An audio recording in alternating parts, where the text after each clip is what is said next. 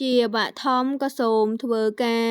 គោរពជម្រាបសួរទៅកាន់ពុកម៉ែបងប្អូនក៏ដូចជាប្រិយមិត្តទាំងអស់គ្នាដែលបានចូលមកទស្សនានៅតម្រុយឆ្នោតអាវងយើងខ្ញុំហើយនៅថ្ងៃនេះក៏បានយកនៅតម្រុយឆ្នោតលេខធំមកទៀតហើយចំនួន3គ្រាប់ដូចជាសពមួយដងដើម្បីយកមកធ្វើការចែកលេខជូនជាតម្រុយឆ្នោតលេខធំដែលសុទ្ធសឹងតែជាតម្រុយឆ្នោតឆុតពិសេសតែម្ដងដើម្បីយកមកធ្វើការចែកលេខជូនទៅកាន់ពុកម៉ែបងប្អូនសម្រាប់នៅថ្ងៃទី1 ខែ 8 ឆ្នាំ 2026អាវងសូមលេ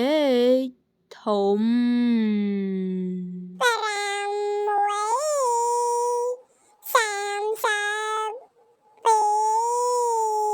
អាវងសូមលេខធំ